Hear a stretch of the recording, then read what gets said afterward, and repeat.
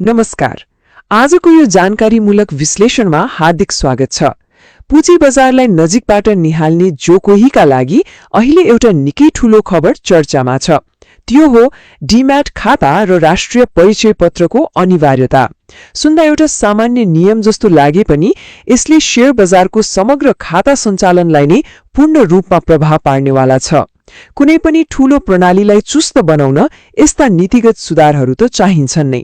अब हामी यही महत्त्वपूर्ण व्यवस्थाको गहिराईमा पसेर यसले समग्र शेयर बजारको भविष्यमा कस्तो प्रभाव पार्छ भन्ने कुराको चिरफार गर्नेछौं। ल अब यसको गहिराईमा जाउँ है त। सोचौं त, के हाम्रो हालको पुँजी बजार प्रणाली नक्कली र दोहोरो विवरणहरूबाट साँच्चीकै सुरक्षित छ त? स्रोत सामग्रीले औल्याए अनुसार बजारमा गलत विवरण र एउटै व्यक्तिका धेरै खाता हुने समस्याले लामो समयदेखि जरा गाडेर बसेको छ। जति जति बजारमा आकर्षण बढ्छ नि, त्यति नै प्रणालीका छिद्रहरू खोजेर फाइदा उठाउने प्रवृत्ति पनि देखिन थाल्छ। पुराना र कागजी प्रक्रियामा आधारित प्रणालीहरूमा यस्ता कमजोरी हुनु अस्वाभाविक पनि होइन। तर के यसरी नै सधैँ चल्ला त? पक्कै चल्दैन।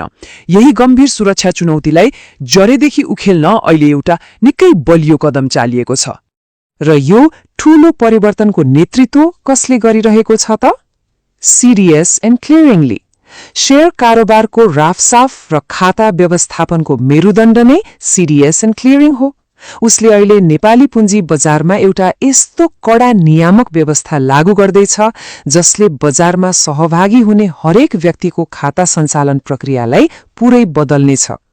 हेर्दा यो एउटा सानो सूचना जस्तो मात्र लाग्न सक्छ, तर वास्तवमा यो समग्र बजारको संरचनालाई थप पारदर्शी र प्रविधि मैत्री बनाउने एउटा ठूलो महाअभियान नै हो भन्दा फरक पर्दैन।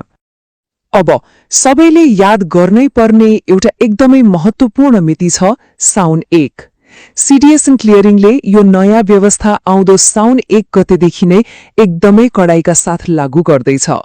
आर्थिक क्षेत्रमा तोकिने यस्ता मितिहरू वित्तीय पात्रोका पाना मात्र पक्कै होइनन्। शेयर बजारसँग जोडिएका जो कोहीका लागि यो एउटा यस्तो डेडलाइन हो नि जसलाई व्यवस्था गरियो भने सिधै शेयर कारोबार नै रोकिन सक्छ। साउन 1 पछि बजारका नियमहरू पूर्ण रूपमा फेरिँदैछन् र पुरानै ढर्रामा चल्ने छुट अब कसैलाई पनि हुने छैन। अब यहाँनिर सबैभन्दा महत्त्वपूर्ण कुरा के हो भने पुँजी बजारमा पहुँच पाउन राष्ट्रिय परिचय पत्र नम्बर अब पूर्ण रूपमा अनिवार्य भइसकेको छ। स्रोतले एकदमै प्रष्ट पारेको छ कि यो अब कुनै विकल्प वा ऐच्छिक कुरा रहेन।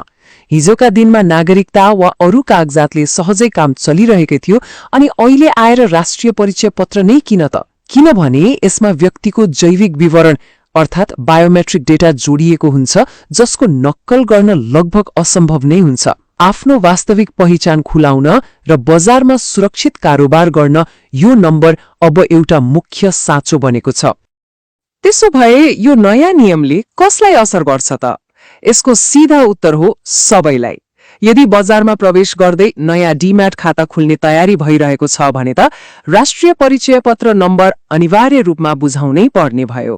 तर कुरा त्यहाँ मात्र रोकिँदैन है। वर्षौंदेखि चलिरहेका पुराना डीम्याट खाताको केवाईसी अपडेट गर्दा पनि यो नम्बर उत्तिकै अनिवार्य गरिएको छ।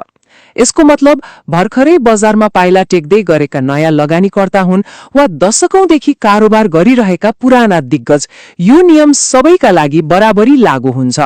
कसैलाई पनि यसबाट छुट छैन। अब यहाँनिर एउटा स्वाभाविक प्रश्न उठ्छ, सीडीएस एन्ड क्लियरिङले ठिक यही समयमा यति ठूलो र कडा परिवर्तन किन गर्दैछ त? त्यस्तो के बाध्यता आइलाग्यो?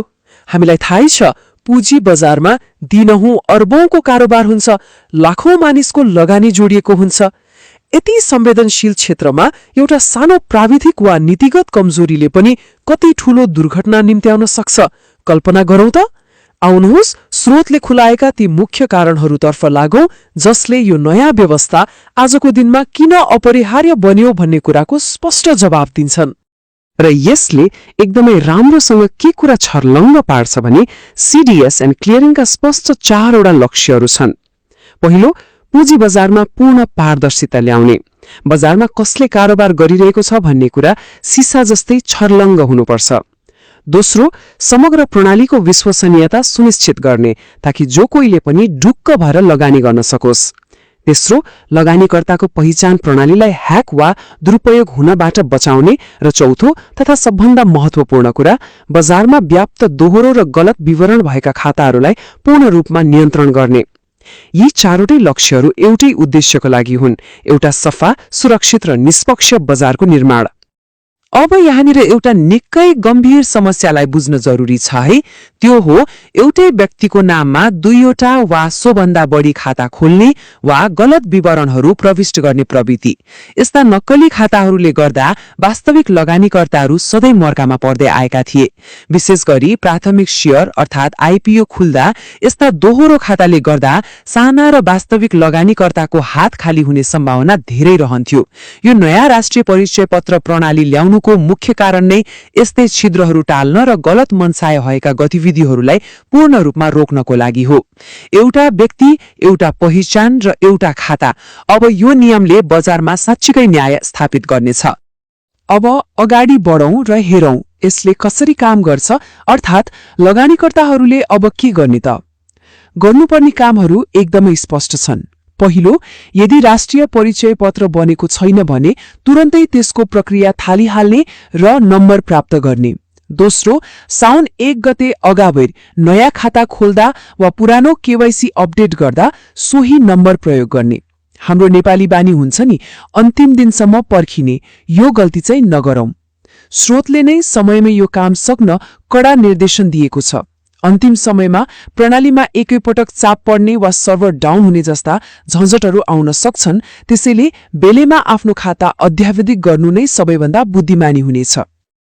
अब यो कुरामा सबैभन्दा रोचक पक्ष के छ भने यसले एउटा गम्भीर प्रश्न खडा गर्छ। के राष्ट्रिय परिचय पत्र नम्बरको यो अनिवार्य एकीकरणले साँच्चै नै नेपालको पुँजी बजारबाट गलत विवरण र दोहोरो खाताको महारोगलाई सधैँका लागि अन्त्य गर्ला त?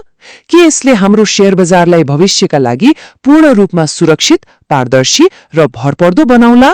हेर्नुहोस्, नीति नियम बन्नु एउटा पाटो हो, तर त्यसको सही अभ्यास र प्राविधिक चुस्तता अर्को पाटो हो। यसको वास्तविक नतिजा त आगामी दिनहरूमा यो प्रणालीको कार्यान्वयनले नै देखाउनेछ। आजको यो विश्लेषणबाट पक्कै पनि नयाँ नियमको बारेमा धेरै कुरा प्रष्ट भयो होला। साथ दिनुभएकोमा धेरै धेरै धन्यवाद।